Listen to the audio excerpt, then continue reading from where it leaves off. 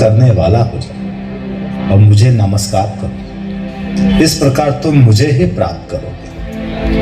मैं तुमसे यह सत्य प्रतिज्ञा करता हूं क्योंकि तुम मेरे प्रिय हो।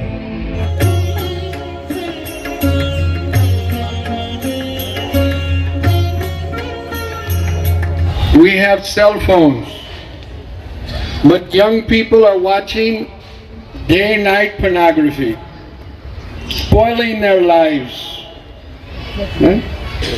This is the nature of Kali Yuga. When our Guru Maharaj, Srila Prabhupada, he went to London. Hare Krishna! जब मैं कहता हूँ भगवत गीता मुझे क्या सिखाती है, तो मुझे भगवत गीता लोगों को जोड़ने के लिए सिखाती है। मैंने अपने पूरे जीवन में लोगों को जोड़ने का काम किया। मुझे याद नहीं आता है कि मैंने किसी को तोड़ा या तो मेरे कोई कृत्य की वजह से मुझसे कोई टूट कर चला गया, ये मुझे बिल्कुल याद नहीं आता है। At the hands of Shri Gopal Shetty sir और उसके बाद कृष्ण भजन दास जी। विशेष रूप में यूएसए से इस कार्यक्रम में शामिल होने के लिए उपस्थित हुए हिज ग्रेस भीमा दास जी का हम यहाँ पर उचित है। उसके बाद कृष्ण भजन दास जी जिन्होंने लगातार सरल भाषा में और बिल्कुल बच्चों को एंगेज करके रखा। कृष्ण भजन दास जी के लिए विशेष तालियां होनी चाहिए।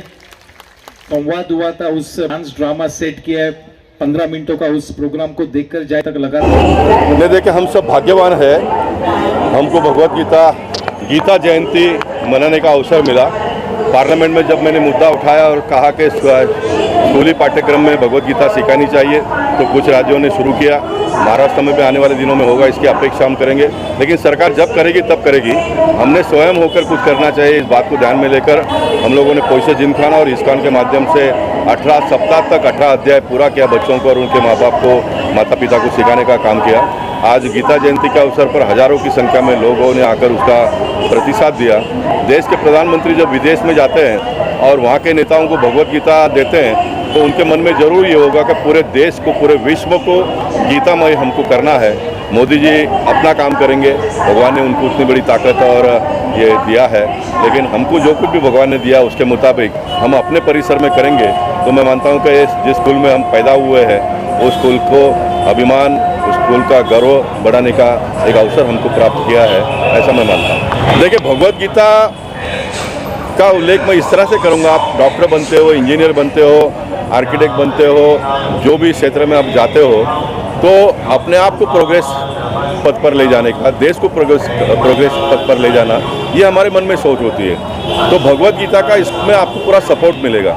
भगवत गीता को अगर आप अंगीकार करते हो तो आप कोई गलत काम नहीं करोगे, लोगों को जोड़ने का भाव आपके मन में आएगा। तो ऐसा अगर होता है, 25 साल में होगा, 50 साल में होगा, 100 साल में होगा, कभी मुझे पता नहीं है। जिस राम राज्य की कल्पना हम सब लोग मिलकर करते हैं, कोई पुलिस नहीं होगा, कोई न्यायालय नहीं होगा, कोई झगड़े नहीं करेंगे, कोई मारामारी नहीं करेगा, कोई लूटपाट करेगा नहीं, तो ये सारी चीज़ों की आवश्यकता नहीं पड़ेगी। इसलिए भगवत गीता ये जीवन का सबसे बड़ा एक अनमोल देन है, ऐसा मैं मानता हूँ। सचमुच में क्योंकि ये कार्यक्रम बहुत ही शानदार हुआ। पोइसर जिमखाना हमारे आदरणीय खासदार श्री गोपाल शेट्टी जी के नेतृत्व में जब हमने 11 जून को इसका शुभारंभ की थी कि भगवत गीता सभी बच्चों को और सभी लोगों को उत्तर मुंबई में सिखाई जाएगी, तब से लेके आज तक पोइसर जिमखाना ने इसका हर शनिवार को रात को 7 से 8 बजे तक कार्यक्रम करते रहे। गीता का पठन होता रहा। इसमें हमें इस्कॉन के कृष्ण भजन दास जी का बहुत ही साथ और सहयोग मिला, उनकी पूरी टीम का, और लगातार उन्होंने प्रेजेंस अपनी दिखाते हुए यहाँ के लोगों को भगवत गीता की सीख सिखाई। मैं समझता हूँ कि आज 6 महीने के बाद का ये जो आज इतना बड़ा भव्य विशाल जन समुदाय देख रहे हैं, उसी का नतीजा है कि हम इतने लोगों को आज भगवत गीता में जोड़ पाए। बिल्कुल, आज गीता जयंती महोत्सव पोइसर जिमखाना में आयोजित किया गया बहुत ही भव्य स्वरूप से। जून में हम सभी लोगों ने सांसद गोपाल शेट्टी जी की प्रेरणा से यहाँ पर गीता के पठन पाठन का यहाँ पर शुभारंभ किया था।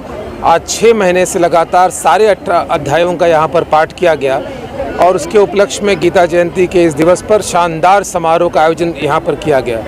मुझे इस बात की बड़ी प्रसन्नता है कि हमारे सांसद गोपाल शेट्टी जी ने जो संकल्प लोकसभा में लिया था, वो आज काफ़ी जो है तेज़ी से फैलता चला जा रहा है पूरे देश में। और लोगों को ये विश्वास है कि केवल गीता के माध्यम से ही इस देश में नई चेतना प्राप्त हो सकती है।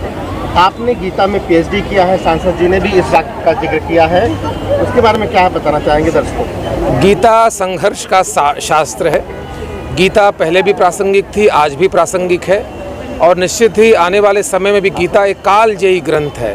भारतीय वाग्मय का सबसे सर्वश्रेष्ठ ग्रंथ के रूप में गीता जाना जाता है और निश्चित ही हर भारतीय को, हर हिंदुस्तानी को, हर व्यक्ति को गीता का पाठ करना चाहिए, गीता के श्लोक पढ़ना चाहिए, ऐसी मेरी मान्यता है। आदरणीय सांसद गोपाल शेट्टी जी के संकल्पना से आदरणीय प्रधानमंत्री मोदी जी की संकल्पना को फॉलो करते हुए उन्होंने ये भगवद गीता शिक्षा अभियान का यहाँ पर उत्तर मुंबई लोकसभा क्षेत्र में आयोजन किया है। पिछले 6 महीने से यहाँ पर हर शनिवार को भगवद गीता पर प्रवचन और संबोधन होता था। खास करके विद्यार्थियों के लिए हमने शिक्षाएं यहाँ पर चलाई और यहाँ पर हमारे आदरणीय शिक्षिका मुख्याध्यापिका दक्षा पाटिल मैडम जी के नेतृत्व में बच्चों को हमने सिखाया है और आप लोगों ने देखा कैसे श्लोक पढ़ते हैं। अगर ऐसे बच्चों को हम बचपन में भगवद गीता सिखाएंगे तो आगे जाकर कोई सावरकर बनेगा, कोई लोकमान्य तिलक बनेंगे, नेताजी सुभाष चंद्र बोस, कोई गांधी जी बनेंगे। उनको टॉम एंड जेरी पोगो दिखाने से कोई ऐसे स्वतंत्र सेनानी कोई नहीं बन सकता। और बाद में कोर्ट में और जेल में गीता देने की ज़रूरत नहीं है। उनको स्कूल में गीता दे दी तो कोर्ट में गीता पर हाथ रखने की ज़रूरत ही नहीं आती। तो इसीलिए ये जो विधान है भारत को विश्वगुरु बनाने का, वो तभी होगा जब भगवद गीता को हम पाठशाला में सिखाएंगे। जब तक प्राचीन जमाने में गुरुकुल में भगवद गीता सिखाई जाती थी तब तक भारत विश्वगुरु था और भगवद गीता को हमने किनारा कर दिया तो भारत सबका गुलाम बन गया।